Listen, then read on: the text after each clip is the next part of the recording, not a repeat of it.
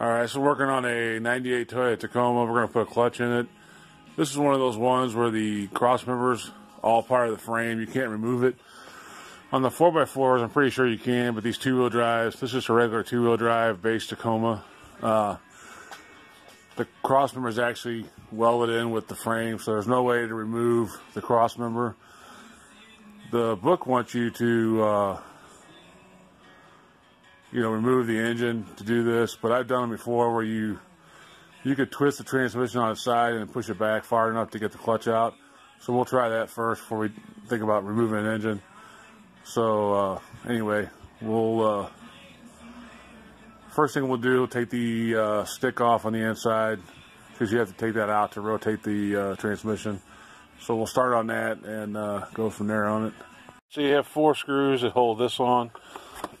Remove that, and you got 4 Phillips that hold this on. Remove that, and then you got 4 that hold the shifter on, 12 millimeter. Take those out, and then this shifter should pull right out now, and then you'll be done inside of it. All right, so there was actually 6 on that shifter. You'll see the other 2. Anyway, now we'll go for the drive shaft. You got 4 of these 14 millimeter bolt nuts you need to remove. Once you get those out, just slide it up, put a little paint under the transmission tail shaft, and then slide this right out. Alright, so my camera went dead, so I wasn't able to show some of the stuff I took off. I took these cross member mount out. It's 4 15 mil and then 4 12 mil. It's pretty self-explanatory. You just pull that out. And then I went through and took away some of the wiring harnesses, and I took the slave cylinder off. So all I have now left, and I took some of the perimeter bolts. So now I have left is a few of the transmission to engine bolts. And you can see here, this is welded to the frame. So there's no way to drop your cross member out, which I don't know why Toyota did that. I think they only did it for 4 or 5 years. I'm not sure, but obviously it's an issue getting the transmission out. So what we're going to do, I'm going to take the rest of those bolts out around the perimeter, and then I'll kind of show you what I do to get this transmission out. You can see up there the shifter's out, which we already went over. Well, basically what we're going to do is pull the transmission out a little bit and then turn it sideways and push it back this way, and then we'll hold it up with some straps. But I'll go ahead and get the rest of these perimeter bolts out. It's all pretty self-explanatory. If you do a clutch on one of these, you'll need to, take your bell housing bolts out and get everything loose off the transmission, and go from there. But this is mainly what I wanted to show you, since it's welded in here, and I'll kind of show you what I do to get around that without taking the engine out. So I'll get the rest of those bolts out, get this thing loose, and then we'll go from there. I'm behind the transmission right now. I don't know if you can see that. You should be able to see it. There's 2 bell housing bolts. There's one there and one over there. If you don't do a lot of transmissions, you might be tempted to try to get your hand between the firewall and the engine with an open end to get those out. Don't waste your time doing that. The best way to do that is to get a really long extension, or even a couple extensions and a swivel, and bring it all the way back here, long enough to where you want it long enough to where you can get back here behind the transmission, and then you can just unbolt them real easy that way. Don't waste your time trying to get your hand in there, or any kind of other crazy stuff. Just get some long extensions and a swivel, and get it from back here.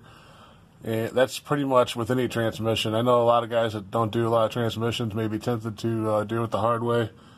Don't waste your time with that. Just do it this way and be done with it in a few minutes. You can see my setup here. Got a really long extension with a swivel that I got taped up so it's a little steadier with the 14 mil. So that's what I use on almost every transmission bell housing that's up there by the engine on the top. I actually use this setup too in the lower ones, but anyway, just get something like this, and you'll save a lot of time, and it'll go much quicker for you. So once you get all the bolts out around the bell housing and get it off the engine, I rotated the transmission to the driver's side because you got your clutch fork and stuff down here. You don't want that up in there. So that's as far back as you can get it. But as you can see, you can get to the clutch, the pressure plate, and the flywheel. So the transmission is not going to come out all the way. Just not going to happen. So just pull it back, rotate it, then jack up the back and push it back, and it'll give you enough room to get to whatever you need to get to. Some people use straps. I've done that in the past. I'm just going to leave my jack under there. This is a pretty heavy duty.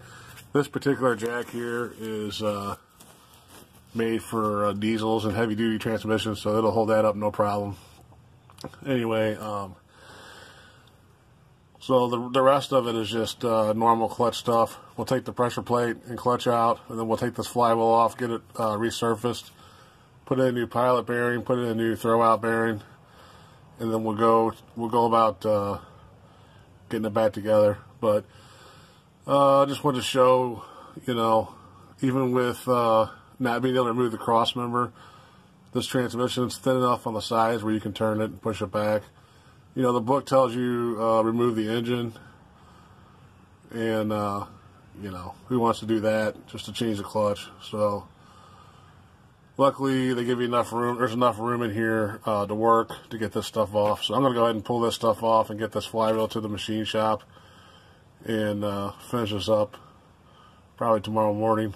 But I'll try to shoot some more stuff on this. This is mainly what I wanted to show you. If you got one of these mid to late 90s Tacoma two-wheel drives and you have the welded in cross member, it is possible to remove all this stuff without taking the engine out. So I got quite a few other things I have to do on this truck. He wants to put a new rack in it and a few other things, brakes and stuff. So anyway, I'm going to go ahead and pull this off and pick this back up when I get the flywheel back from the machine shop. Alright, so I went ahead and removed the flywheel here. I went ahead and marked the 12 o'clock position on it. You don't necessarily have to do that probably on this one. These look like they're all pretty evenly spaced, but some of these flywheels are clocked a certain way. So, which is good practice to get into marking them. And the other thing is, when you're wrestling that transmission under there, if you can get a buddy to help you, it would probably be better. It's pretty heavy, and sometimes it can get a little dangerous, especially if you're working on the ground. I mean, I've been doing it. I work by myself, so I've been doing it for 30 years, so I'm not afraid to get under there and do it by myself. But if you don't have a lot of experience with that, or aren't used to doing things by yourself like that, then just get a buddy to help you. It's a little bit easier.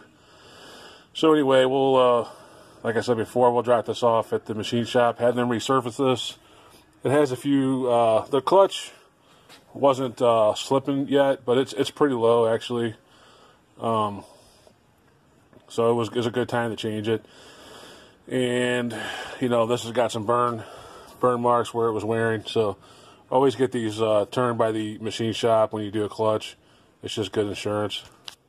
There's the pressure plate and flywheel. And you can see this clutch, it's getting pretty worn. You know, you're getting down to the point where you can't see the grooves very well in the middle here. So it was a good time to change it. It wasn't waste. It was grabbing kind of late in the clutch travel pedal. So anyway, and he said it was getting kind of hard to get in reverse. So I don't know, but it was a good time. It's definitely worn out, and it was a good time to do it. So yep, I'll pick it back up tomorrow when I get the flywheel back.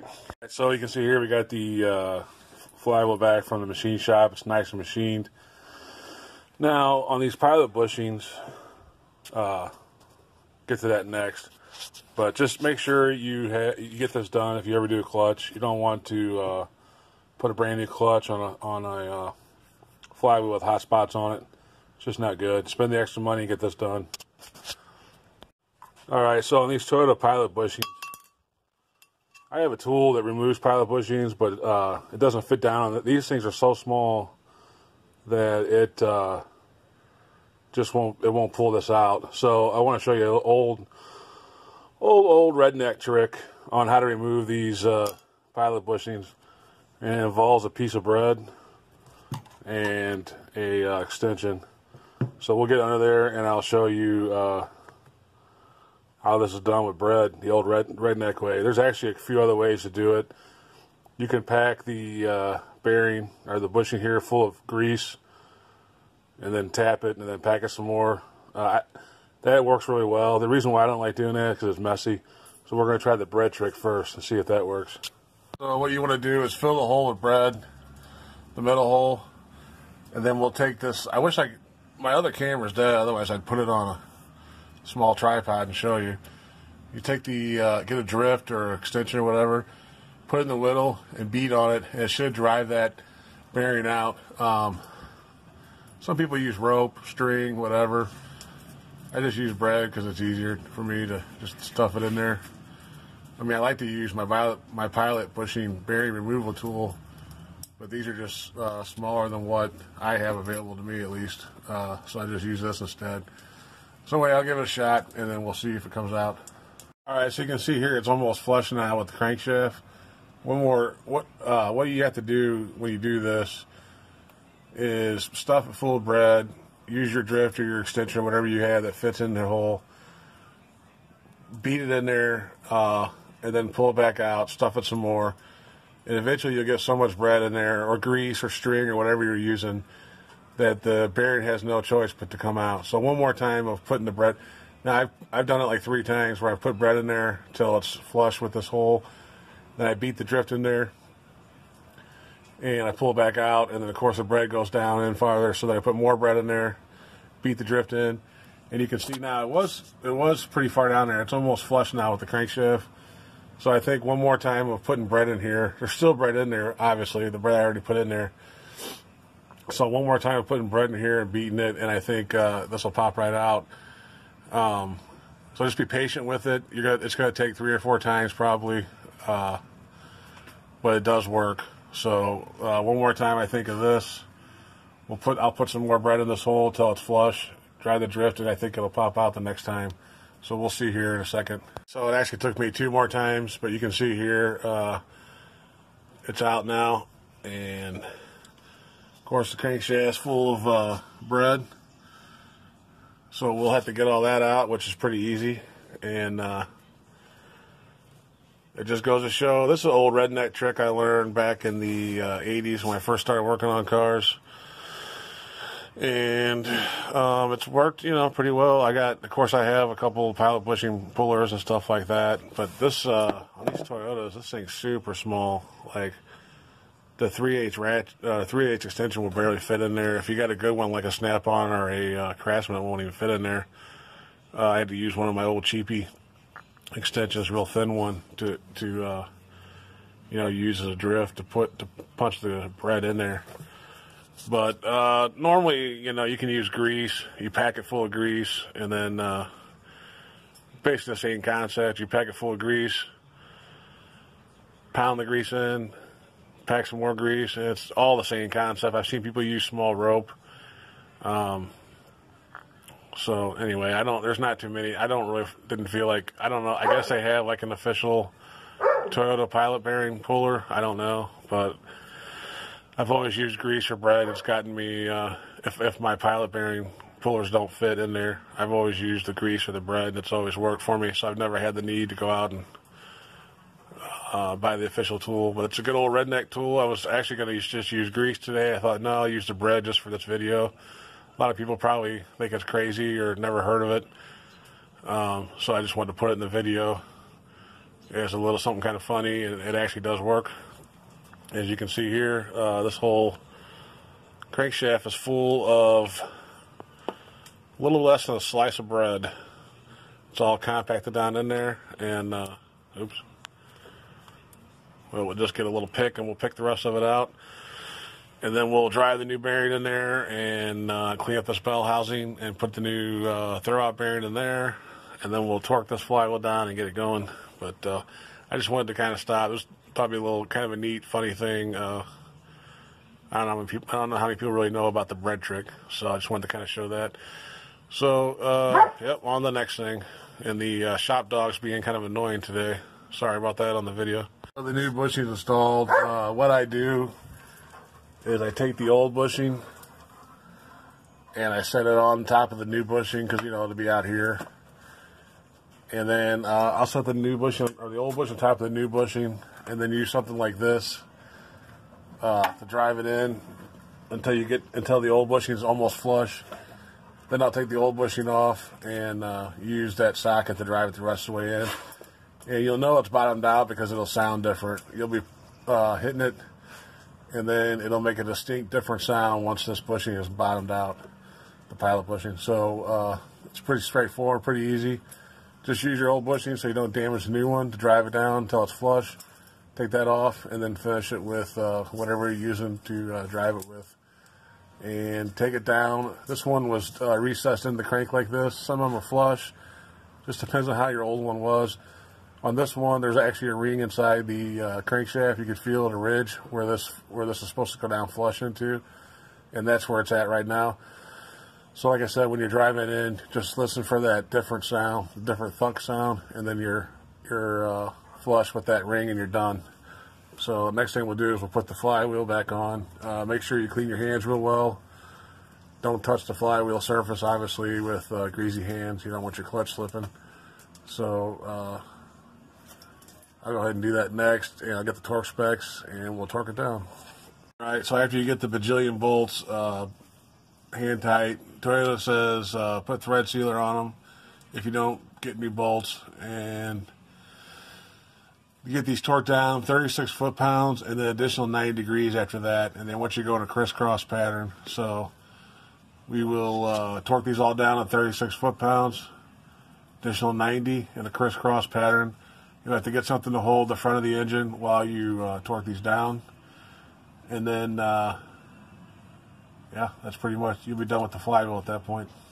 Actually, no, you won't. You'll have to put the pressure plate and clutch on still. Getting a little ahead of myself, but anyway, we'll torque these down and then move on to the clutch and pressure plate next. I lied to you on the torque spec. It's 19 foot-pound and an additional 90. I was looking at the wrong thing on the Mitchell. So it's 19 foot-pounds and then another 90 degrees. Now on the they call it the clutch cover, but traditionally it's called a pressure plate. On the pressure plate and clutch, it is 14 foot-pounds of torque, and you'll do the same thing, crisscross pattern on those bolts. So I'll get that up there next. Right, so once you get your clutch up there, you want to put the flatter side towards the flywheel. It should, a lot of clutches say flywheel side. Can really only go one way. I guess you could force it the other way. The side that's got the raised side with the springs go towards the transmission, and the flatter side goes towards the flywheel. And normally what I do is I'll put this up there with the tool. You get the clutch tool, it comes with the kit, a little plastic tool. That'll hold it up there long enough to get your pressure plate or clutch cover on there. Start all your 12mm bolts around, and then we'll go ahead and hand tighten them, crisscross pattern, and then, like I said before, it's a 14 foot-pound on the final torque. So just kind of crisscross it and make sure that this is in there nice and good into your pilot bearing, because you want that lined up nice when you tighten this down. That way the transmission won't fight you too much going back in. So crisscross, 14 foot-pound, and then you're good to go. You can pull, after you get it tightened down, you can pull this plastic align tool out, and then I haven't put my throw-out bearing in yet, so I still have to do that and grease the shaft and everything. And then after that's done, we can go and start putting this transmission back in. Alright, so I got all the bell housing stuff back on, the crossmember. All I got left now is a Driveshaft. This probably wasn't the greatest clutch video you'll ever see. Mainly because my daughter likes to unplug my camera at night, and then it's dead in the morning when I try to go use it. So I shot this on my phone, and it's not the greatest. But I just tried to show you some of the tricks and issues with these Tacomas, as far as not having to remove the engine and getting the pilot bearing out, stuff like that. So hopefully you got some kind of information out of it if you have one of these. It is possible to do this without, like I said, without taking the engine out. It's about a 4-hour job, I would say. It's not too terribly difficult. There's not a whole lot of electrical to it this year. And there's really Nothing super special about it other than you can't remove the transmission completely from the truck.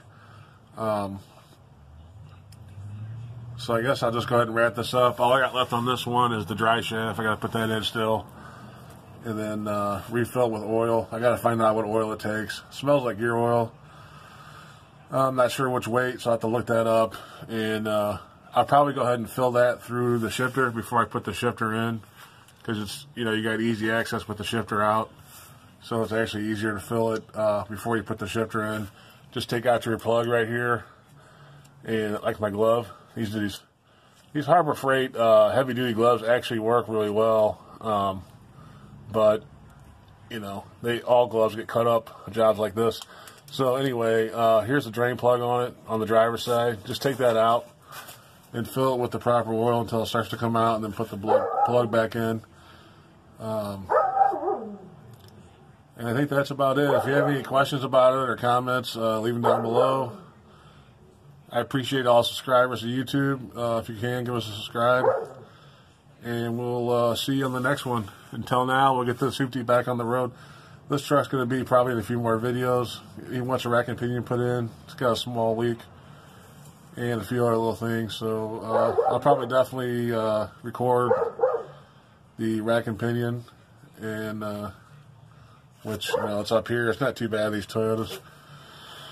And go from there on this thing. So anyway, that's it for us, and we'll see you on the next one.